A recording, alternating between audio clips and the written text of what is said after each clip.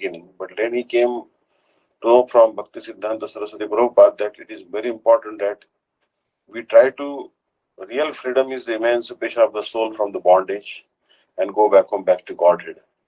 So then, um,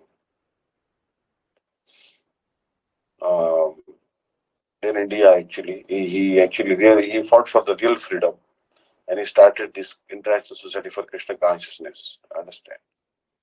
Um, so Srila Gurudev also tells, we may be faithful servants of our father, mother, husband, and children. We may perform pious activities. Nowadays, to serve the motherland is given high regard. Mm.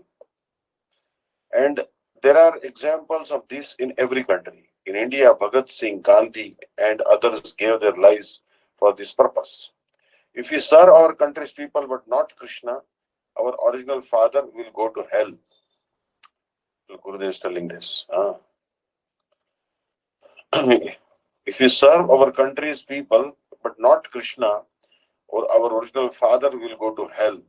Knowing this, we serve Krishna. But if a pravritti, tendency to serve Krishna, Vishnu, Ram, and so forth, comes from fear of suffering, it is Vaidhi Bhakti, regular Bhakti. On the other hand, if by hearing pastimes of Chaitanya Mahaprabhu and Shri Radha Krishna from a pure devotee, or by reading Srimad Bhagavatam and Shri Chaitanya Charitamrita about the service of the gopis and Brajavasis, a tendency or greed comes to serve Krishna as they do. This is Raganuga Bhakti, Srila Gurudev is telling. So Gurudev is explaining here that we must serve Krishna. Like Gurudev is also telling, the dean and professor were unable to explain this verse of Chaitanya Charitamrita to Bhakti Pragyan Keshav Goswami Maharaj when he was a student.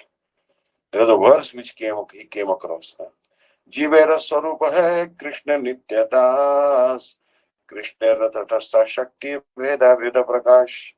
This is a verse from Shri Chaitanya Charitamrita Madhya Lila 20.108. The inherent form of the Jiva is that of an eternal servant of Sri Krishna. The Jiva is in the marginal potency.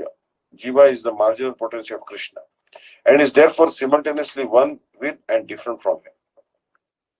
The dean and professor were unable to explain this verse. Even in our sampradaya, you'll find very few devotees who can properly explain it. So our Gurudev would have philosophical discussions with them, and in the end he left that college saying, even the professor here understand nothing. So what will they teach me? At that time, Gandhi had started his movement to oppose the British government, saying the English must leave India, Bharat Chodo. They will not impose the salt tax. All over India, the people revolted against the British. So there was actually, the British had put a tax on the salt. And people were revolting because salt is free, it's coming from the ocean, and they were still taxing the salt, which is very a big necessity for even poor people. So all over India, the people revolted against the British. So many big names like Bal Gangadhar Tilak, Gokhale, C.R. Das, P.C. Rai, and Lala Lajpat Rai joined the opposition movement. It was as if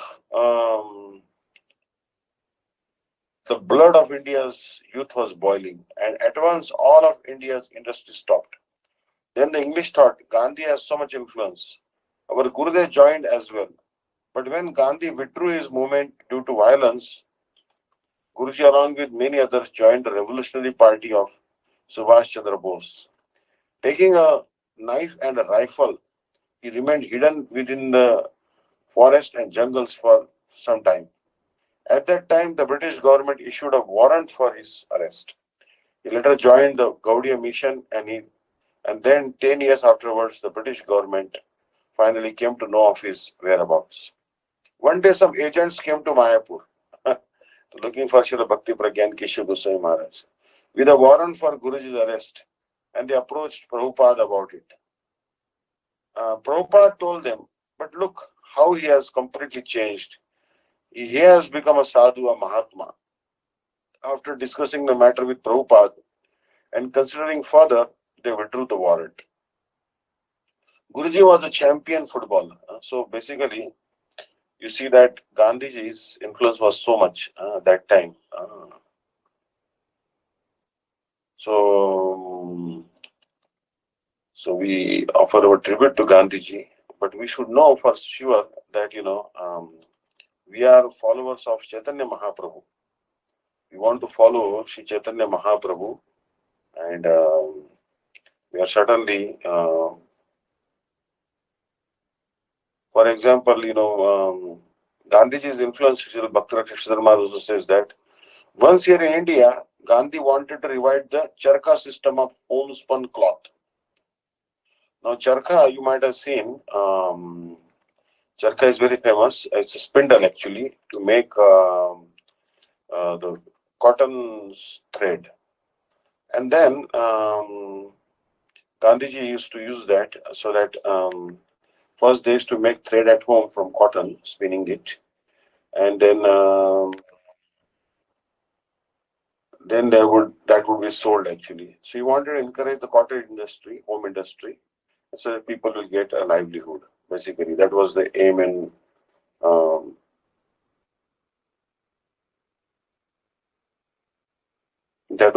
object actually.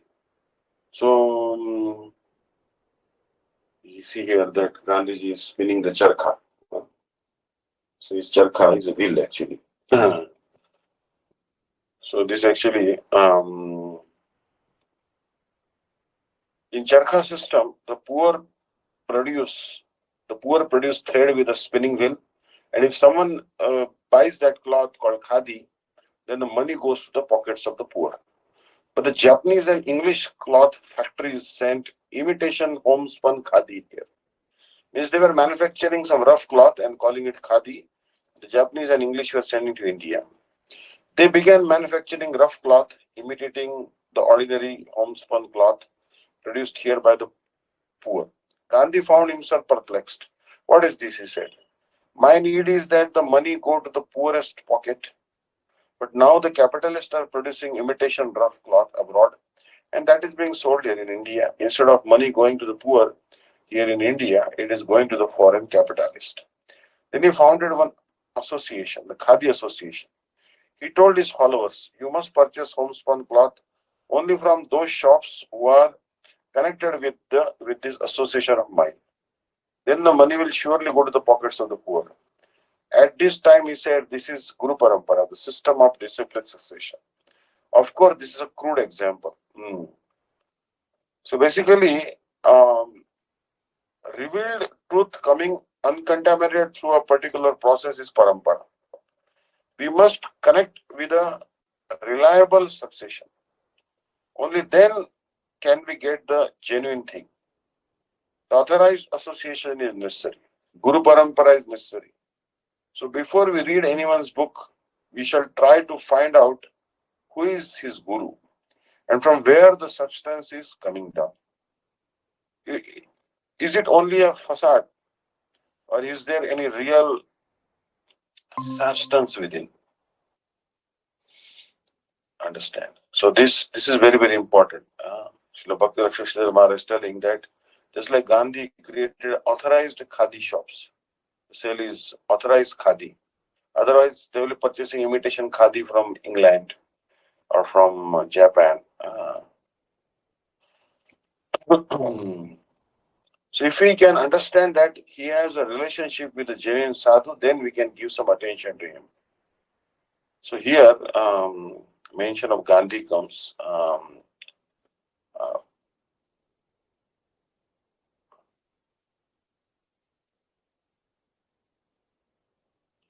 So actually, there is one memory of Gandhiji.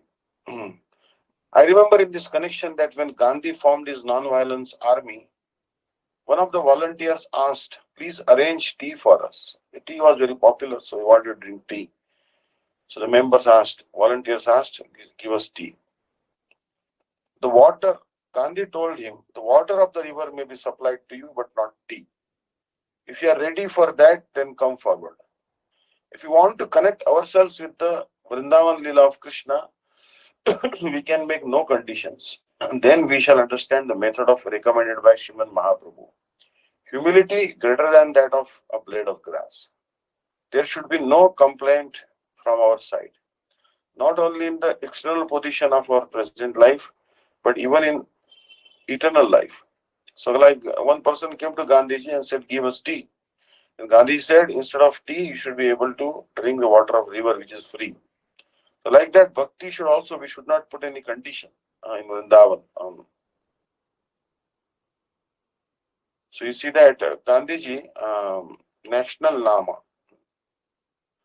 What happened when Gandhi, he was shot by Nathuram Godse. And he cried out. He cried when he was shot. It was excruciating pain right in the chest. He was old. He cried, Ram, Ram. He was shot in the chest, and his spectacles were thrown into the street. Within half an hour, he passed away, but he pronounced the words Ram, Ram. He was on his way to deliver a religious lecture, but his mentality was full of thoughts of national progress. So, in his case, the vibration of the name may have worked in the plane of national building. To understand a person's destination at a time of death, we must ask, what was his mentality? So, see, Gandhiji chanted the name Ram, Ram. But what was he thinking when he was chanting Ram, Ram? He was thinking of building of national progress. Understand? So, in this case, this name may have worked for the plane of national building, nation building. So, to understand a person's destination at a time of death, we must ask what was his mentality. Sometimes chanting the name may result in Namabhas, the shadow of the name. Whether or not it is Shuddhanam, the genuine name depends on the mental system of the person chanting the name. It depends on his relation towards Krishna, his intention. So this is what his Srila Bhakti Rakshadharma is telling. Um, the right to wrong. Basically, is now talking about the right to wrong. To the right to do wrong. Once an Indian political leader, Shyam Sundar Chakrabarti, asked our spiritual master, Prabhupada, why was the Lord, why has the Lord granted such freedom to the Jiva? Prabhupada told him, you are fighting for freedom. So Shyamsundar Chakravarti is asking that why the Lord gave freedom to the Jiva, if the Jiva is going to misuse that and fall in such big mess. And Prabhupada told, you are fighting for freedom. Don't you know the value of freedom? Devoid of freedom, the soul is only matter. Freedom offers us the alternative to do right or wrong. Once Gandhi told the British authorities, we want freedom. They replied, you are not fit to have self-government. When you are fit, we shall give it to you. But finally, he told them, we want the freedom to do wrong. So freedom does not guarantee only acting in the right way. Freedom has its value independent of right and wrong. Free will is only absolute with absolute truth. Means Krishna has 100% free will. Because we are finite, our free will is infinitesimal. Means infinitesimal means very minute. We also have free will, but our free will is infinitesimal. The possibility of committing a mistake is there. Our first choice was to dominate, and so gradually we have entered the world of domination. And as a result of this first action, everything else has developed. So, in different ranks, the species have been divided from the demigods down to the trees and stones, and watery bodies, gaseous bodies. Anything that we find here has evolved in that way.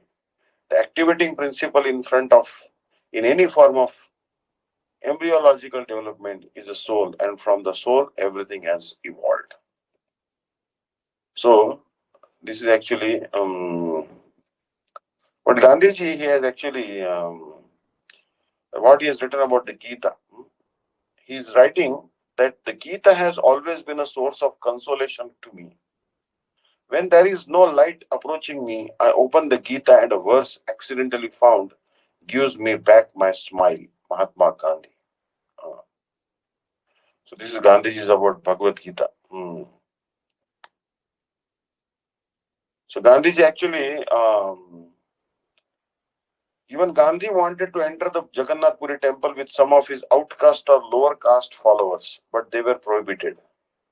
Gandhi also stayed out. He wanted to enter along with the outcast of society. Despite his great influence over the country, he was refused entrance.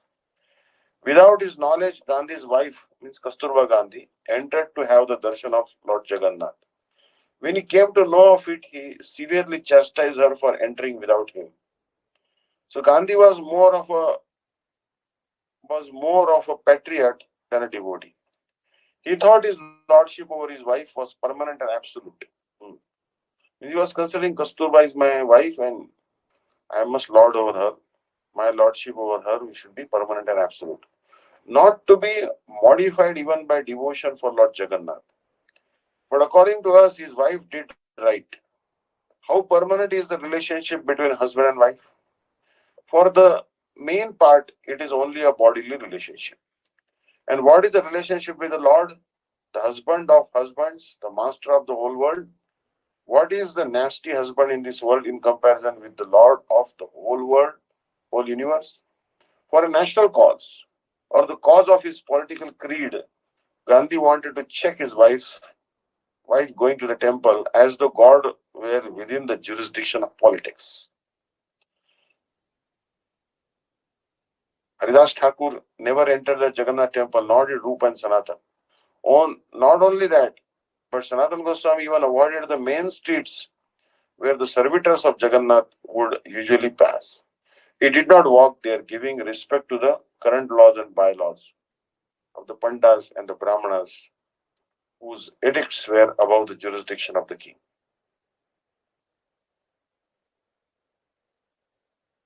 So, so this is actually about Gandhiji. Certainly was a very powerful personality. Srila Bhakti Rakshak Maharaj also was, I think, influenced by him. He's writing that actually, I searched for such a sadhu to accept as my Gurudev, but I was not satisfied. And in due course, I went to study law in Calcutta. Then, leaving college, I joined with the non-cooperation movement of Gandhi. I joined temporarily because I considered that my fate already tied with Mahaprabhu and therefore could not give anyone my whole life's energy. After 6 years, the movement allowed me temporary leave. So he was also in non-cooperation movement, Srila Bhakti Rakshak Maharaj also.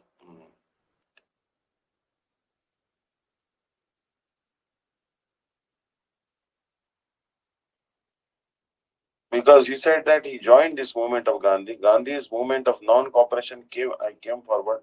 I joined the movement because there was some sort of promise that within 1 year I will I will give Swaraj, independence to you. Gandhiji had promised. So he joined like that.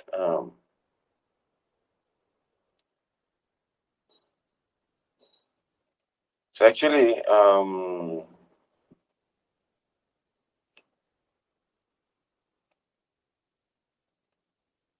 so anyways, so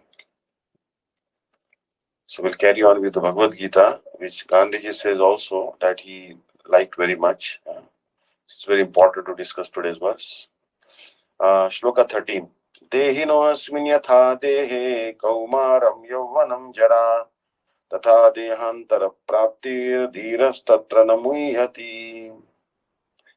Yatha, just as asmin in this dehe body, dehina belonging to the embodied soul, passing from kaumaram boyhood, yauvanam to youth, jara to old age, tatha in the same way,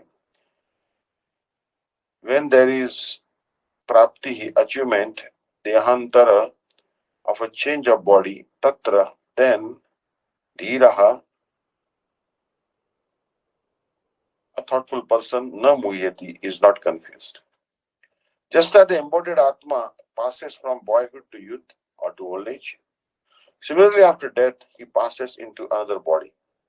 An intelligent person is not bewildered by the birth and death of the body. Sarartha commentary, the following point may be raised. Since the Atma is associated with the body will also be an object of our love. Furthermore, those who are related to the body, such as sons, brothers, relatives, grandsons, and so on, will also be the objects of our love. So when they die, we'll certainly feel grief. Shri Bhagavan speaks this shloka beginning with Dehinaha in answer to this. The Jiva in the body attains boyhood, at the end of boyhood attains youth, and at the end of youth he attains old age. Similarly, at the loss of body, he attains another body. Just as one does not grieve at the end of boyhood and youth, which are objects of love due to their relationship with the Atma, similarly, one should not grieve for the loss of the body itself, which is also an object of love due to its relationship with the Atma. When it is lost, if a person grieves when he attains old age at the loss of youth, then he also feels happy when he attains youth at the loss of boyhood. Therefore, you should feel happy because when Bhishma and Drona lose their old bodies, they will attain new ones. Or you should consider that just as in one body various stages of growth are reached, the same jiva attains various types of bodies. The word Dehi refers to the Atma or Jiva, which is unchangeable, whereas the body is subject to transformation. Even when the body undergoes changes from boyhood to youth, to old age, and to death, the embodied Atma does not undergo any change. It always remains the same. Therefore, it is not proper to lament for the loss of the body. Just as when one leaves boyhood and attains youth, one feels happiness instead of grief. Similarly, after death, one attains a new, able, and beautiful body. Therefore, why should one feel distress? Rather, one should only feel happiness. King Yati became old in his youth because he was cursed by his father-in-law, Shukracharya. In great distress, he humbly begged forgiveness at the feet of Shukracharya. To please his daughter, who was married to the king, Shukracharya gave him the boon that he could exchange his old age for the youth of any of his young sons. His eldest son Yadu refused because he wanted to perform Bhagavad Bhajan. But his youngest son, Puru, gave his youth and accepted the old age of his father. In this way, Yayati again became young and enjoyed with his queens, Devayani and others. In the company of his sons and grandsons, he considered himself very happy. Finally, however, he understood that all these pleasures were temporary and the cause of unlimited misery. Thus he returned to his son's youth. Thus he returned his son's youth to him and went to the forest to perform bhajan of Bhagwan. Srimad Bhagavatam 9 Canto, 18th chapter. So, therefore, it is appropriate to feel happy knowing that at the loss of an old, weak and withered body, one will achieve a healthy, strong and beautiful new body. So very nice verse. Dehino yasmin yatha dehe kaumaram yauvanam jara tatha dehantara praptir dhiras tatra na muhyati. Dehino yasmin yatha dehe kaumaram yauvanam jara tatha dehantara praptir dhiras tatra na muhyati.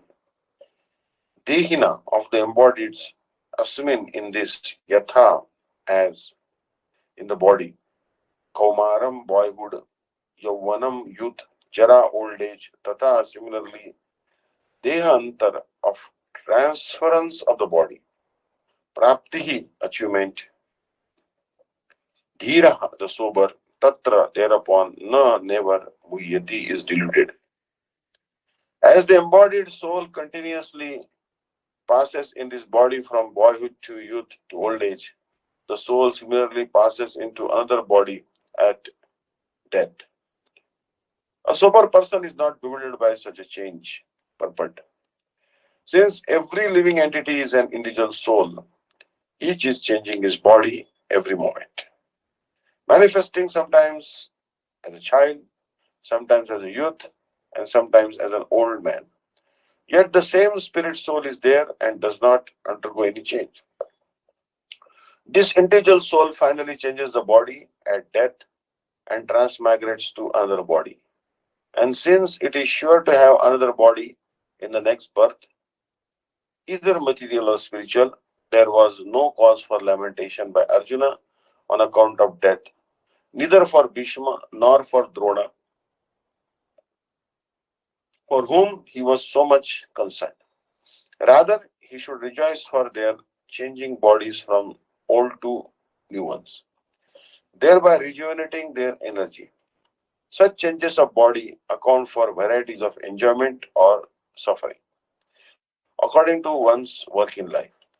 So Bhishma and Drona, being noble souls, were surely going to have spiritual bodies in the next life, or at least life in heavenly bodies for superior enjoyment of material existence.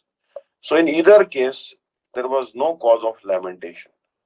Any man who has perfect knowledge of the constitution of the individual soul, the super soul, and nature, both material and spiritual, is called a dhira, or a most sober man. Such a man is never deluded by the change of bodies. The Mayavadi theory of oneness of the spirit soul cannot be entertained on the ground that the spirit soul cannot be cut into pieces as a fragmental portion. Such cutting into different individual souls would make the supreme cleavable or changeable, against the principle of the supreme souls being unchangeable. As confirmed in the Gita, the fragmental portions of the supreme exist eternally, Sanatan, and are called Kshara. That is, they have a tendency to fall down into material nature. These fragmental portions are eternally so. Even after liberation, the individual soul remains the same, fragmental. But once liberated, he lives an eternal life in bliss and knowledge with the personality of Godhead. The theory of reflection can be applied to the super soul, who is present in each and every individual body and is known as the Paramatma. He is different from the individual living entity. When the sky is reflected in water, the reflections represent both the sun and the moon and the stars also. The stars can be compared to the living entities and the sun or moon to the Supreme Lord. The individual fragmental spirit soul is represented by Arjuna, and the supreme soul is personality of God is Shri Krishna. They are not on the same level, as it will be apparent in the beginning of the fourth chapter.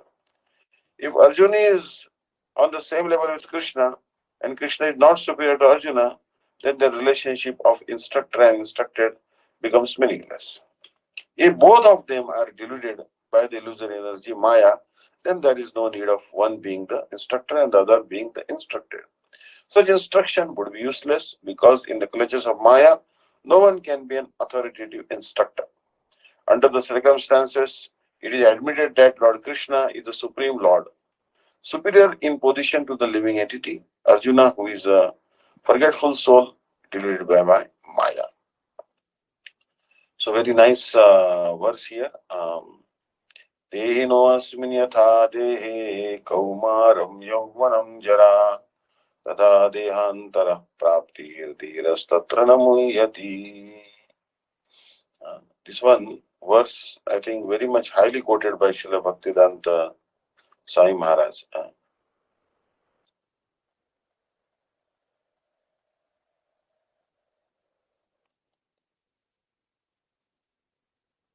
So, we'll take the next verse now. Verse number 14 from Bhagavad Gita, chapter 2. Matra sparshastha kaunteya shitoshna sukha dukkhada agama payino nityas tam titikshasva bharata. Matra sparshastha kaunteya shitoshna sukha dukkhada agama payino nityas tam titikshasva bharata. Kaunteya, a son of Kunti, Sparsha, sense perceptions. Matra are momentary. two only, daha, they give the sensations of shita, cold, and ushna, heat, sukha, happiness, and dukkha, distress. They are anitya, flickering, and agama paina, come and go. Bharata or Bharat, titikshasva, you must tolerate tan them. O Kaunteya, when the senses come in contact with the sense objects, one experiences cold, heat, happiness, and distress. Such experiences are flickering and temporary, and therefore, O Bharat, you must learn to tolerate them. Sartha Varshithika. Arjun may tell Krishna, what you have said is true, yet the troublesome mind of an indiscriminate person like myself, which is covered by grief and lamentation, is a source of misery. It is not only the mind which causes trouble. Through the impressions of the mind, the senses experiences. The senses experience their respective sense objects. Thus, the senses, such as the sense of touch, also become the cause of trouble. For this reason, Krishna says matra, indicating the sense objects that are accepted by the senses. The experience of such sense objects is called sparsha. Shri Bhagavan explains Shitoshna Agama Paina. Although cool water gives pleasure in the winter, although the cool water gives pleasure in the summer, that same water is the cause of distress in winter. Therefore, knowing them to be temporary and flickering, one should tolerate the experience of these sense objects. To tolerate them is an obligation prescribed in the Shastra. Taking bath is troublesome in the month of March, the winter month of January. In spite of this, one is not supposed to give up the obligatory routine of bathing as enjoined in the Shastra. Similarly, those same persons, one's brother, son, etc., who give happiness both when they are born and when they earn wealth, give pain at the time of their death. Knowing this happiness and distress to be temporary and flickering, you should tolerate it. You cannot give up your swadharma of fighting in the battle on the plea of affection for such relatives. It is definitely a cause of great disturbance to give up one's swadharma that has been recommended in the Shastra. Amazing verse. Matra sparshasu kaunteya shitoshna sukha dukkhada agama paino nityastam titikshasva bharata. Matra sparshastu kaunteya shitoshna sukha dukkhada agama paino nityastam titikshasva bharata. Matra sparsha, sensory perception. Two only. Kaunteya, O son of Kunti, Shita, winter, Ushna, summer, Sukha, happiness, Dukkha, of and pain, Daha, giving, Agama, appearing, Apa, Apayinaha, disappearing, Anityaha, non-permanent, Tan, all of them, Titikshasva, just try to tolerate, Bharata, or descendant of the Bharata dynasty. O son of Kunti, the non-permanent appearance of happiness and distress and their disappearance is in due course are like the appearance and disappearance of winter and summer seasons. They arise from sense perception. Ocean of Bharat. One must learn to tolerate them without being disturbed. But in the proper discharge of duty, one has to learn to tolerate non-permanent appearances and disappearances of happiness and distress. According to Vedic injunction, one has to take his bath early in the morning during the month of Magh, January and February. It is very cold at the time, but in spite of that, a man who abides by the religious principle does not hesitate to take his bath. Similarly, a woman does not hesitate to cook in the kitchen in the months of May and June, the hottest part of the summer season. One has to execute his duty in spite of climatic inconveniences. Similarly, to fight is the religious principle of the Kshatriyas, and although one has to fight with some friend or relative, one should not deviate from his prescribed duty. One has to follow the prescribed rules and regulations of religious principles in order to rise up to the platform of knowledge. Because by knowledge and devotion, only can one liberate himself from the clutches of Maya, illusion. The two different names of address given to Arjuna are also significant. To address him as Kaunteya signifies his great blood relations from his mother's side, and to address him as Bharata signifies his greatness from his father's side. From both sides, he is supposed to have a great heritage. A great heritage brings responsibility in the matter of proper discharge of duties. Therefore, he cannot avoid fighting. So, next verse, text 15. Yamhina vyatayente te purusham purusharshava samadukha sukham dhiram swamrutatvaya kalpate. Yamhina vyatayante te purusham purusharshava samadukha sukham dhiram swamrutatvaya kalpate. Yam, one to whom, he certainly, no, never, Vathayanti are distressing, ete, all these, Purusham to a person, Purusha Rishabha, or best among men, Sama, unaltered, Dukkha in distress, Sukham and happiness, Dhiram, patient, Saha, he, Amritatvaya, for liberation, Kalpate is considered eligible, or best among men, Arjuna. The person who is not disturbed by happiness and distress and is steady in both is certainly eligible for liberation. Anyone who is steady in his determination for the advanced stage of spiritual realization and can easily and can equally tolerate the onslaughts of distress and happiness is certainly a person eligible for liberation. In the Varnashram institution, the fourth stage of life, namely the renounced order, sannyas, is a painstaking situation. But one who is serious about making his life perfect surely adopts the sannyas order of life in spite of all difficulties. The difficulties usually arise from having to sever the family relationships, to give up the connection of wife and children.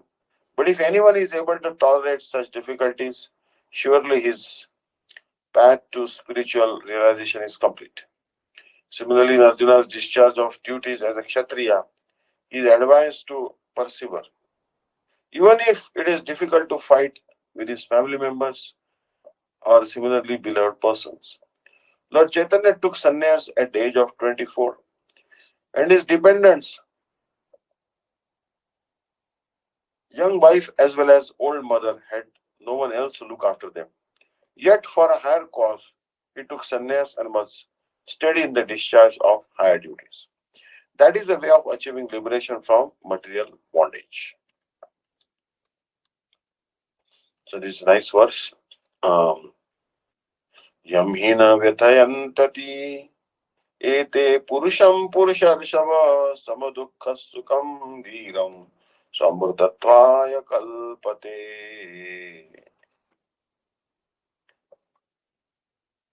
So here, samurtatvaya kalpate.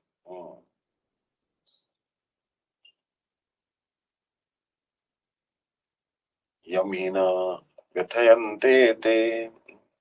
So basically, Krishna is telling us that we have to tolerate. We have to keep on tolerating. Or best among men, that sober person for whom happiness and distress and the experience of various sense objects are the same, and who is not disturbed by them, is certainly qualified to attain liberation. If one properly deliberates on the influence of the sense objects and practices tolerance of them, they will not be the cause of misery when one experiences them. When the sense objects are no longer a cause of misery, one will naturally become closer to attaining mukti. Therefore, the sloka beginning with yamhi na is being spoken. Here, the word amritatvaya means moksha, liberation. So, Shloka 16, Na sato vidyate bhavo, na bhavo vidyate sata, ubhayorapi drishtontas, tu ananta tam anayos tattvadarshivim. Na sato vidyate bhavo, na bhavo vidyate sata, ubhayorapi drishtontas, tu anayos tattvadarshivim. Asata. Of the temporary, vidyate, there is two, indeed, na, no, bhava, existence, sataha, of the eternal, vidyate, there is na, abhavaha, destruction, darshivi, by the knowers, tattva, of the truth, this, api, very, antaha, conclusion was, drishtaha, observed, anayo, of these, uvayo, two, of the temporary, such as winter or summer, there is no permanent existence. And of the eternal, such as the Jivatma, there is no destruction. Those who are knowers of the truth have reached this conclusion by deliberating on these subject matters. Sarathavarshini. These words are spoken by persons who have not yet attained discrimination. According to the Shruti statement, Asangohi ayam purushaha. The Jivatma does not factually have a relationship with either the subtle or gross body, nor with the characteristics of the body, such as lamentation and delusion, which are imagined only due to ignorance, avidya. For this reason, the present shloka beginning with the word na sataha is spoken. The word asataha means that due to their non-spiritual nature, lamentation and delusion, which appear to be in both the jiva, who is spiritual by nature, and his shelter, the gross body, have no real existence. Similarly, the word sataha means that the jivatma, whose nature is sat, eternal, is never destroyed. In this way, the fundamental principle of sat and asat is understood. Thus, you and Bhishma are eternal. Knowing this bodily identification, lamentation, and delusion do not exist in relationship to the imperishable Atma, how can Bhishma and the others be annihilated? And why should you grieve for them? So Krishna is telling again and again, don't grieve for their soul or body, because body is destructible and soul is indestructible. So, very nice verse actually. Um,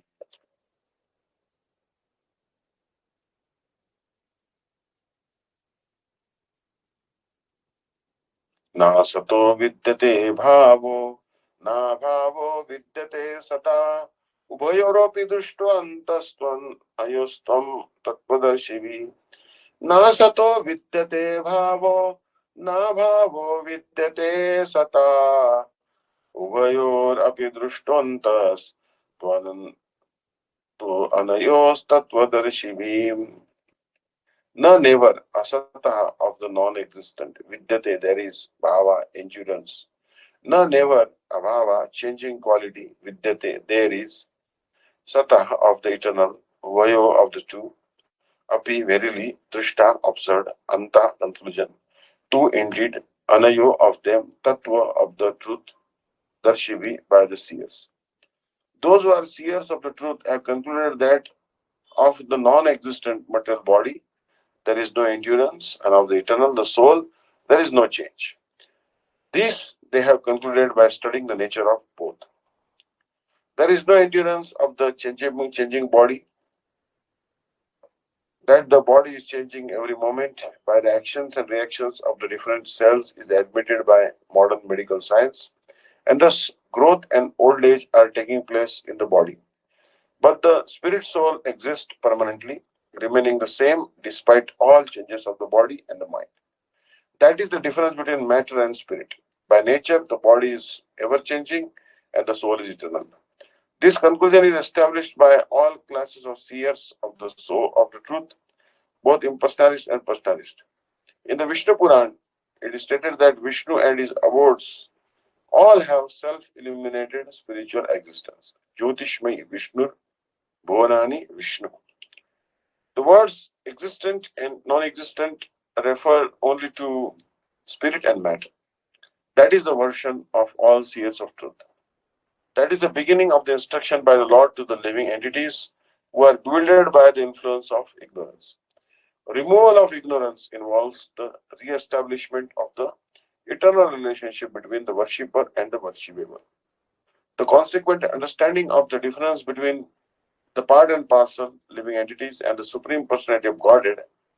One can understand the nature of the Supreme by thorough study of oneself. The difference between oneself and the Supreme Being understood as the relationship between the part and the whole. In the Vedanta Sutra as well as in the Srimad Bhagavatam, the Supreme has been accepted as the origin of all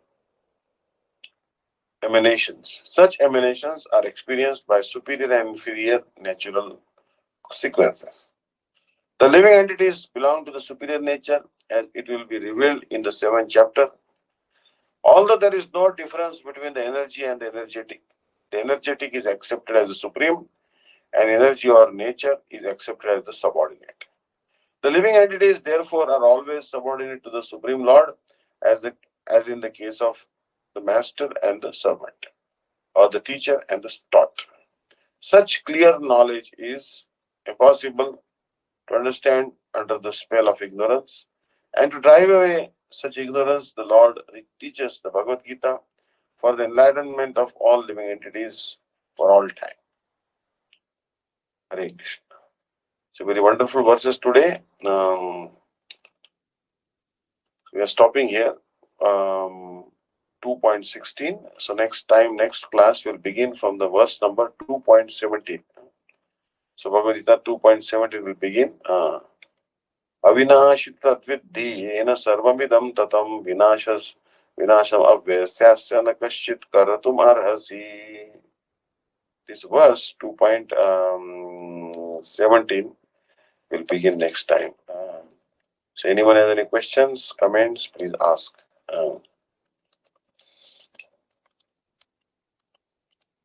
Hare Krishna.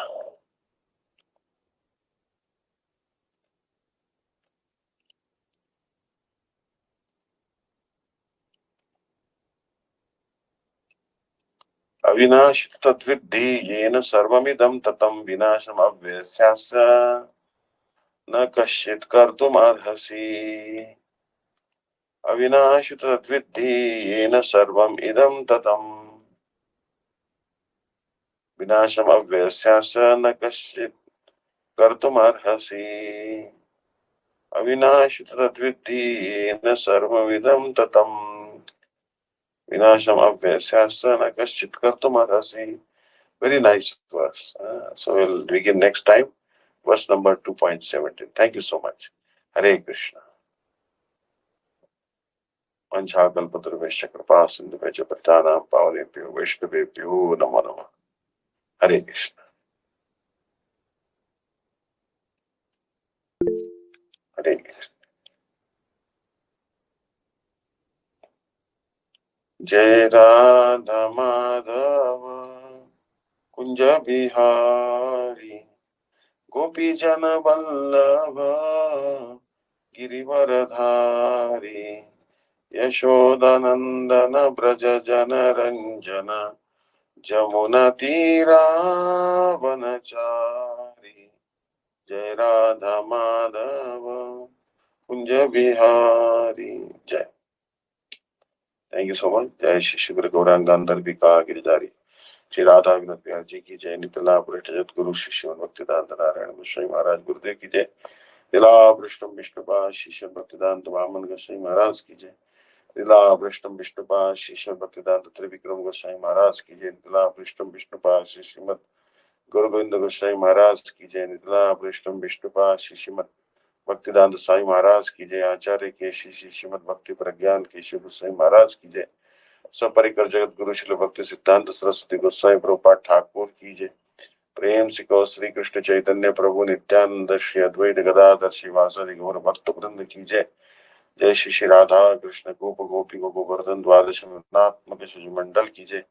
हरिनाम संकीर्तन की जय. अनंत कोटि वैष्णव वृंद की जय. त्रिंडी स्वामी श्री श्रीमद भक्तिदांत दंडी महाराज जी की जय. नामनिष्ठ संत दास प्रभु की जय. मठेर सेवक वृंद की जय, धामवासी भक्त वृंद की जय, समागत भक्त वृंद की जय, चातुर्मास व्रत की जय, Shrimad Bhagavad Gita as it is की जय, श्रील भगवत श्री गुरुदेव भगवत गीता सारथ वर्षिणी टीका की जय, निताई गौर प्रेमानंदे। हरि हरि बोल। Hare Krishna. Thank you, Hare Krishna. See you tomorrow night. Hari बोल। धन्यवाद।